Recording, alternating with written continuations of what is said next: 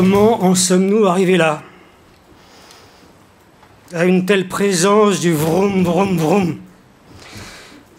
À cette invasion permanente des voitures dans nos vies.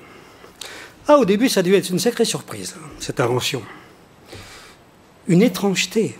Pour la 100 millième fois, je bénis l'invention de l'automobile et ses incomparables bienfaits. Je me dis, mais quelle merveille! On part quand on veut, on s'arrête où l'on veut. Plus de ces horaires tyranniques qui vous arrachent au lit trop tôt et qui vous font arriver à des heures stupides de la nuit dans des gares boueuses et compliquées. Plus de ces promiscuités en d'étroites cellules avec des gens intolérables, avec les chiens, les valises, les odeurs, les manies de ces gens. Le coup de génie de Mirbeau, c'est de montrer à quel point le corps d'Homo erectus automobilis est transfiguré à jamais, propulsé sur ses deux jambes par un moteur métaphorique. Il se sent homme nouveau, plus rapide, plus nerveux, avec plus de reprises, avec un nouvel organe du côté des poumons nommé carburateur, et dans le cortex occipital, une minuscule pédale d'accélération. Il a intériorisé la vitesse, de sorte que l'humanité change de régime. C'est un des premiers road novels, lesquels ont précédé le road movie. Au cours de l'été 1920, Scott vient d'épouser Zelda. Il a 24 ans, elle 20 ans. Il vient de publier son premier roman, L'envers du paradis, un triomphe. Les deux tourtereaux filent le parfait amour à Westport, Connecticut. Mais Zelda et Scott, c'est un couple automobile. Ces deux-là se sentent perpétuellement menacés par le spectre de l'immobilité. J'ai donc foncé et vérifié pour la première fois la réelle puissance de notre rossignol. Impossible de rouler vite dans le Connecticut. Les routes appartiennent aux poids lourds. Mais là, sans rien devant nous, sans voiture, sans autocar, sans virage dangereux, sans carrefour, et ce velours de briques sous les roues, comme un appel irrésistible.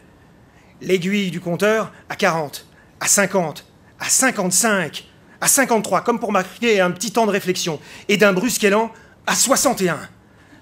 Zelda semblait déçue. Tu accélères au maximum, là? Au maximum? Bah, ça fait moins d'effet qu'en avion. Hein. Je m'endormis et m'éveillais dans l'air sec et chaud d'un dimanche matin de juillet en Iowa, et toujours Dean conduisait et conduisait. Il n'avait pas ralenti l'allure.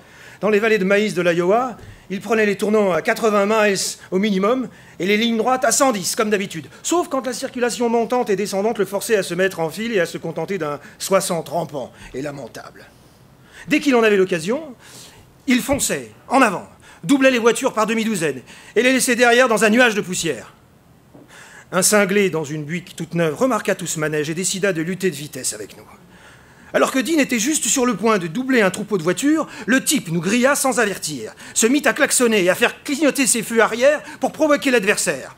On fondit à ses trousses comme un gros oiseau. Tu vas voir ce que tu vas voir, je vais t'asticoter cet enfant de putain pendant une douzaine de miles, ça va pas faire un pli. Il laissa la Buick mener le train, puis accéléra et la gratta fort impoliment. Le dingo de la Buick était fou furieux. Il grimpa à 100. On eut l'occasion de voir qui c'était. Il avait l'allure d'une sorte de guape de Chicago, en déplacement, avec une femme assez âgée pour l'être. Et c'était probablement le cas, sa mère. Dieu seul sait si elle se plaignait. Mais il fonçait. Peut-être avait-il dans l'idée que nous étions une nouvelle bande débarquant de LA pour envahir Chicago. Mais c'était surtout l'excitation de la route. Dans ce texte, on sent le vent de liberté. On sent l'impression d'une prouesse accomplie. On la retrouve aussi chez Mirbeau, dans l'automobilisme, ou chez Nourricier, dans la rapidité. Aujourd'hui, le goût pour la vitesse, il est omniprésent. Dans l'imaginaire des enfants, sur les circuits de Formule 1, dans les jeux vidéo. La réalité, pourtant, est beaucoup moins aventurière. C'était une grande marcheuse, Beauvoir. Et elle est devenue une grande chauffeuse. Vous ne vous étonnerez pas, après ça, de sa célèbre phrase si souvent mal interprétée: on ne naît pas automobiliste, on le devient. Vous êtes sûr de ça? Ah bah oui, je suis sûre, oui, je suis sûre. Il s'agissait de remettre les compteurs à zéro. Et ça a révolutionné les mœurs des femmes, mais aussi des hommes, y compris ceux des garagistes, des concessionnaires et des publicitaires, vous pouvez me croire. J'étais en train d'expliquer à votre mari qu'au stade actuel où en sont les choses, la voiture, enfin l'automobile, ne répond plus à un besoin réel de consommation. Somme toute, elle n'est plus qu'un status symbol. Pour cette raison, qu'une voiture roule ou ne roule pas, ça n'a pas la moindre importance. Certainement. Tu es d'accord, Coco? Hein? Oui, oui. Enfin, non, je sais pas. Je sais pas, mais j'aimerais bien rouler quand même. Mais il y a une chose qu'il faut avoir dans l'esprit. Il y a une évidence, c'est l'automobiliste n'est pas le seul au monde, contrairement à ce qu'il croit. Contrairement à ce qu'il croit, il ne fait pas ce qu'il veut. La voiture dépend de tout un ensemble de systèmes, de facteurs de plus en plus contraignants. De tout un système, mais en particulier, il faut des routes entretenues. Est-ce qu'on aura les moyens de les entretenir? Et penser à ce qui s'est passé pour le ferroviaire. Il faut des stations d'essence, un peu partout. Et on sait la lenteur des bornes électriques à s'installer de nos jours. Il faut de l'énergie dans ces stations-service. Et la crise du pétrole recule, c'est sûr. Les progrès techniques sont considérables. La voiture à 2 litres au 100 et pour bientôt. Les voitures hybrides, de la même manière, existent fortement déjà aujourd'hui. Mais il y a bien un moment où on va se poser la question du pétrole et du devenir de l'énergie. Une voiture automobile est rangée dans un hangar.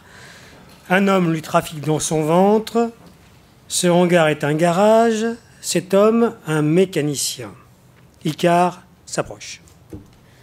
Pardon, monsieur, puis-je vous adresser la parole? Ah, bah voilà qui est fait. C'est bien là, n'est-ce pas, une voiture qui marche sans chevaux? Oui, oui, c'est une voiture qui marche sans chevaux, aussi l'appelle-t-on automobile. Et comment marche-t-elle? Grâce à la fée électricité. Donnez-moi, je vous prie, d'autres détails. Jeune fille, vous avez raison de vous intéresser à cela, car c'est l'avenir.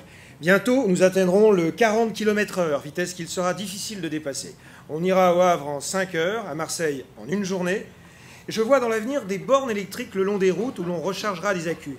Car je suis pour l'électricité et le progrès. Ne me parlez plus de pétrole. Regardez-moi ça. Ah non, ne me parlez plus de pétrole. Ça fait du boucan, ça empeste, ça explose. Mais jamais le client n'en voudra. Et puis, si le nombre de voitures automobiles augmentait, il n'y aurait pas assez de pétrole dans le monde. C'est moi qui vous le dis. Tout cela me paraît digne d'attention. Le XXIe siècle sera celui de l'automatisation généralisée. On nous dit que les jeunes générations ne s'intéressent pas aux autos et que de moins en moins passent leur permis de conduire. Ils sont lucides, ils ont raison. Il y a bien mieux à faire aujourd'hui. Ils ont d'autres priorités.